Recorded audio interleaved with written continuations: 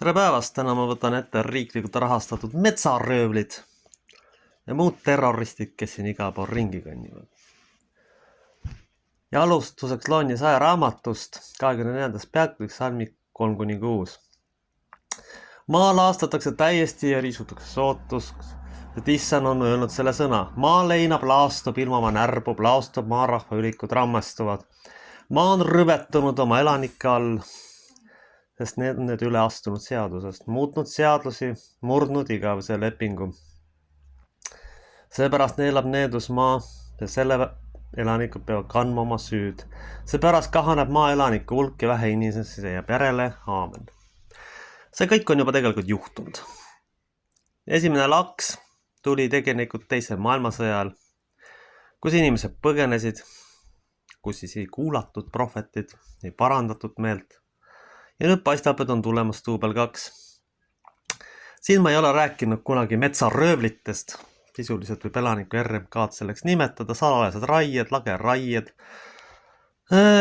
ahnitsemine, kokku varastamine enamike metsaelanike poolt, sest ugrilane on ju metslane, mitte inimene. Ja teine asi, kui ikkagi Jumal näeb, et ikka teatud populatsioon lapsi ei taha, siis neile seda lihtsalt ei anta. Ma olen rääkinud siin lastese suhtumised ja sellel on oma tagajärg. Samamoodi ka loodusesse suhtumine. Mõnele ahnurile on see ainult esmaste vajaduse täitmiseks. Teda ei huvita üldse järeltuleva põlve saatus, tal on täiesti savi sellest või tal ei olegi seda üldse, sest lõputu ahnus ei võimalda seda lihtsalt soetada. Sest arvatakse, et rahas on õnn, et kõik peab olemas umbes olema, siis võib nagu laps tulla. Ei pea olema kõik olemas. Hirm ja ahnus on tegelikult lõputu. Te võite kõik maailma varanduse kokku kühveldada, aga ega sellepärast hirmu ja ahnust ei võida. Seda lihtsalt tõde inimkond tegelikult ei mõista. Tegelikult on ka sõdade põhjus ju, lõputu, labane, ahnus. Ei ole näiteks ju võimalik, et miljardeid kaitsetöötusesse tampides ei ole isegi tehnikat, et droone kinni püüda. See näitab, et raha on lihtsalt ära varastatud, nagu ugrilastel ikkagi kogu aeg kohane on. Need võimul on tegelikult sisuliselt vargad, pätid ja autistid. Ja kõik. Ja seal ei ole midagi muud teha. Samamoodi on ka metsamaadega. Loodus laastatakse ära, nii, lõhutakse ära. Seltsimehed mürgitavad loodus igal sammul ära. See, et kes sellega tegelevad, on minu silmis lihtsalt geenidefektid, mitte inimesed, ma ütleks isegi välja. Ja siis, kui mets on maha raiutud ja loomakesed näljas on, siis ei suuda see talunik aru saada sellest, et tegelikult on see metsa maha raiumise tagajärg.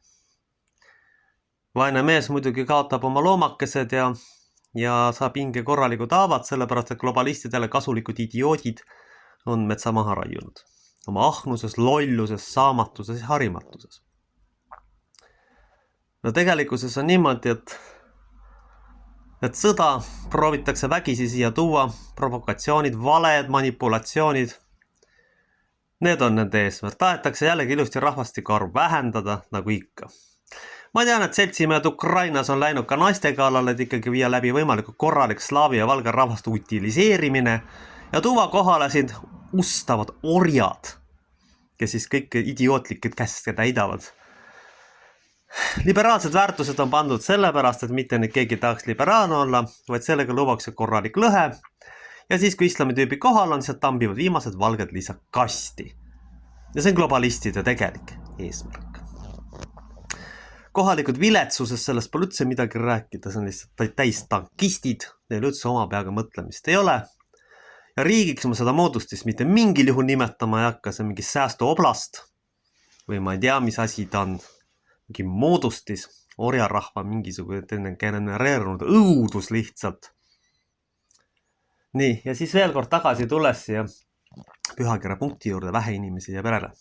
Nii, sündivus on igal pool langenud.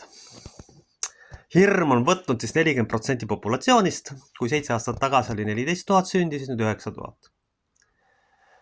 Kui ikkagi maakonnas, kus vallas on 15 000 inimest ja sünnib 70 last, on see katastroof. See on lihtsalt katastroof. See on nüüd sama sündimus, kui me korrutame selle arvu 100-ga, siis me saame umbes 7000 last. Umbes sünniks 1,4 miljoni elaniku kohta. Järelikult siin maakonnas või siin vallas on siis tegelikult sündivus 40-50% madalam veel riigi keskmisest. See on katastroof täielik. Siin on nüüd mitu asjaolu. Esiteks ettevõtted on läinud pankrotti.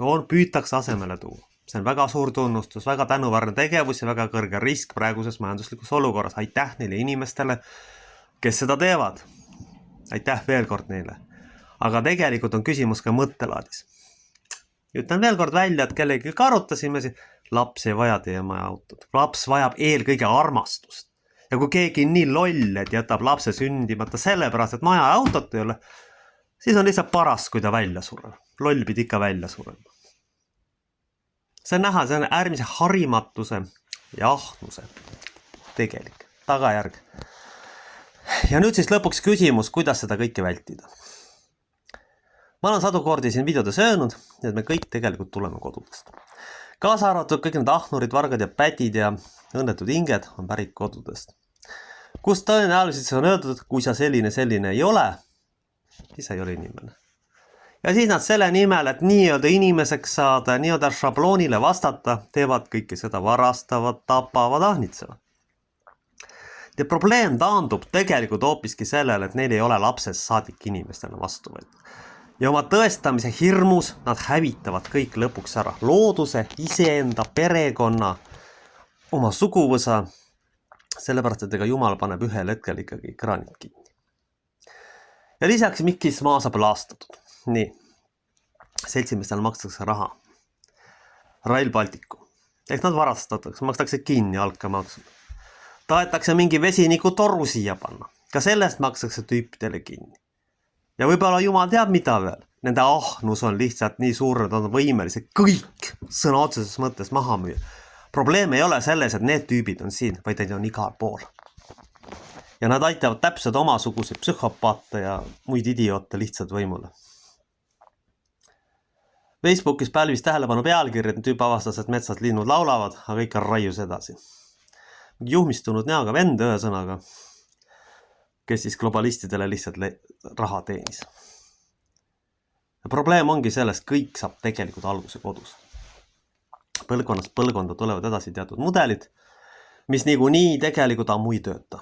Lahendus oleks hakata pakkuma teistsuguseid mudeleid. Vana põlvkonda me muidugi enam sellega tegelikult ei päästa, aga tegelikult nooremad saaks tulevikku muuta. Neil tuleb püüda lapsed ikkagi vastu võtta sellisena, nagu nad on. Ükskõik kui rasked nad on. Neid tuleb pigem aidata, mitte proovida mingisuguse šablooni suruda, sellepärast, et lõpuks on jälle me nii-öelda ühe arvutiprogrammiga inimesed, kellel on tegelikult üks õige vastus. Nad ei ole suutelised paindlikud mõtlema. Ja see ongi selle õuduse tagajärg. Paljudes koolid on hüsteerikutest rollinihkega õpetajad, kelle vajadused on kõik katmata ja kes lihtsalt oma traumasid laste peal välja elavad, kes ei tegele õppimisega. Katkisest perekonnast pärit inimene ei ole suuteline ilma ravi ja enda eelneva psühholoogilise abita jagama midagi lastel. Siis saame täpselt samasuguse idiootide ja õnnetute ja varaste ühiskonna copy-paste'i, nagu praegu me enamasti näeme. Laste kasvatamist tuleb muuta. Ikkagi tuleb panna ka mingid väärtushinnangud paika. Et vastasel korral juhtubki see, et inimesi jääb vähe järele. Teine äärmus on liberalism. Mingid piirid peavad olema. See ongi õrn ja õhuke piir. Selleks, et ühiskonda muuta, tuleb alustada kõigepealt lastest. Sest vana põlvkonda, ma rõhutan veel kord, ei ole võimalik muuta ja ei ole enam võimalik paljudel juhtudel päästa. Sest inimese muutmiseks peab olema inimesel oma tahe. Muidu me lihtsalt toodame geenidefekte, kes praegu paljudes kohtades juhtpositsioonidel vastu saatavad. Ma ei ütle kõik sellised, aga nende tüüpide ringkaitse on miljardid ja triljonid rahasid hävitanud. Teinud sellest sisuliselt suuremaga vaestemaja, kus pole tööstustega mitte midagi praktiliselt. Selleni ollakse jõutud oma ahnuses ja traumades. Fakt on see, et mugri geenide välja suremist enam ei peata. Aga fakt on ka see, et me peame iga hinna eest vältima sõda.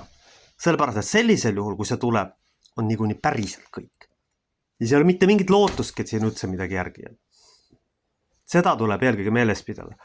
kui minnakse kaasa ahnuritega, tuleb siia võib-olla mingi vesinikutoru, nagu üks endine sõber mul nägi nägemuses, millega siis ka Euroopa solki siia kuskile suunama hakatakse. Kas me seda tõesti tahame?